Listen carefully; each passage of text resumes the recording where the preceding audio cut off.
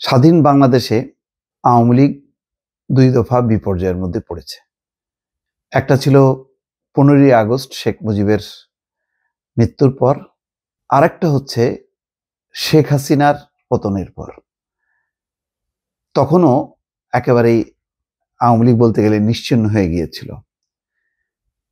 15ই August Sheikh Mujib সপরিবারে হত্যার পর তারপরে আওয়ামী লীগের কোনো খবর ছিল না এবং রাজনীতিও নিষিদ্ধ ছিল। জিয়াউর রহমান বহুদলীয় রাজনীতির সুযোগ করে দেয় এবং ঘরোয়া রাজনীতি, তারপরে আস্তে আস্তে উন্মুক্ত রাজনীতি, তারপরে আওয়ামী লীগ আবার ফিরে আসে। আর 5ই আগস্ট, তখন 15ই আগস্ট, আর বহু বছর পর 5ই আগস্টের পর আওয়ামী লীগ সেই বিপর্যয়ের মধ্যে পড়েছে। 7 মাসেও এখনো পর্যন্ত আওয়ামী লীগের কোনো ঠিক ঠিকানা নেই। কিন্তু ইন্টারেস্টিং হচ্ছে তাদের পেশাজীবী সংগঠনে বেশ মোটামুটি তারা ভালো করছে, এবং এত ভালো করছে যে আনন্দবাজার পত্রিকা, ভারতীয় আনন্দবাজার পত্রিকা রীতিমতো উল্লাস করছে। কয়েকদিন আগে সেই নির্বাচনে চাঁপাইনবাবগঞ্জের আইনজীবী সমিতির নির্বাচনে আওয়ামী লীগ অধিকাংশ পদে জয়ী হয়েছে। তার মানে হচ্ছে তাদের বিজয় হয়েছে। আজকে দেখলাম আর একটা রিপোর্ট, সেটা হচ্ছে কুষ্টিয়া আইনজীবী সমিতির নির্বাচন, সেখানেও আওয়ামী লীগ জয়ী হয়েছে, অধিকাংশ আসনে তাদের জয় ঘটেছে। আওয়ামী লীগের যেখানে অস্তিত্ব নিয়ে টানাটানি, একেবারেই নিশ্চিহ্ন, তাদের কোনো কার্যক্রম নেই ঢাকা এবং সারা দেশে কোথাও। গোপনে এখানে সেখানে কি কার্যক্রম করছে সেটা বিচ্ছিন্ন ঘটনা, কিন্তু কার্যত কোনো কার্যক্রম নেই। সেখানে আইনজীবী সমিতি এই নির্বাচনে পরপর দুটি, এবং তার আগেও সম্ভবত আরো একটি, আমি ঠিক নাম করতে পারছি না, এরকম একটা দুইটাতেও তারা ভালো করেছে। এইটা বলা যায় যে খুবই অবাক কাণ্ড যে এত বিপর্যয়ের মধ্যেও আওয়ামী লীগ অন্তত দুটি আইনজীবী সমিতি কাছাকাছি, মানে এত বিপর্যয়ের পরেও কাছাকাছি সময় অন্তত দুটি আইনজীবী সমিতির নির্বাচনে তারা জয়ী হয়েছে।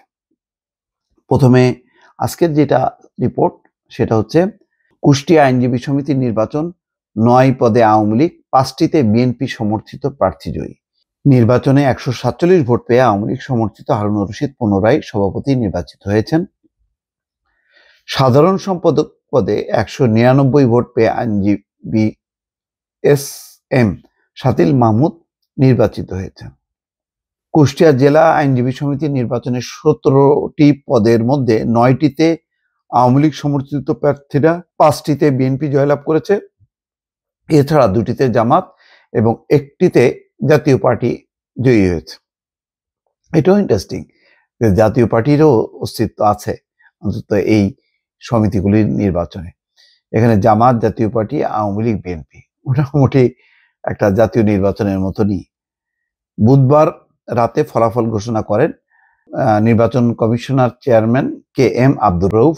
কমিশনের সদস্য ছিলেন মোস্তফা শামসুদ্দিন এবং আল মুজাহিদ। তারপর দেখেন কত উল্লাস এই চাঁপাইনবাবগঞ্জে। এই রিপোর্টটি তারা 25শে ফেব্রুয়ারি প্রকাশ করেছে যে পলাতক সর্বময় নেত্রী, গা ঢাকা দিয়েছেন দলের বড় মেজ ছোট নেতারা। এমত অবস্থায় বাংলাদেশে একটি আইনজীবী সমিতির নির্বাচনে জয়ী হলো আওয়ামী লীগ। চাঁপাইনবাবগঞ্জে আইনজীবী সমিতির কার্যনির্বাহী কমিটির নির্বাচনে 6টি পদে জয়ী হয়েছে আওয়ামী লীগ সমর্থিত প্যানেল, 5টি পদে জয়ী হয়েছে জামাত বিএনপি সমর্থিত সম্মিলিত আইনজীবী ঐক্য প্যানেল। বিএনপি একার সমর্থিত প্যানেলে আইনজীবী ঐক্য ফ্রন্ট জয়ী হয়েছে 2টি পদে। সোমবার ভোট গ্রহণ হয়েছে চাঁপাইনবাবগঞ্জে, ফল ঘোষণা করা হয় রাতেই। 3টি প্যানেলে 34 জন প্রার্থী লড়াই করেছিলেন, তাদের মধ্যে একজন ছিলেন নির্দল। মোট ভোটার সংখ্যা ছিল 234, ভোট দিয়েছেন 202 জন। যাক, ছোট ছোট হলেও এটার একটা গুরুত্ব আছে। ভোটার সংখ্যা বেশি না, এটা দিয়ে জাতীয় নির্বাচন তুলনা করা যাবে না, কিন্তু বিষয়টা যাদের এখন অস্তিত্ব নেই তারা আইনজীবী সমিতির মধ্য দিয়ে তাদের যে অস্তিত্বটা জানান দিয়েছে, সেটাও বা কম কি। ভালো থাকবেন, আল্লাহ হাফেজ।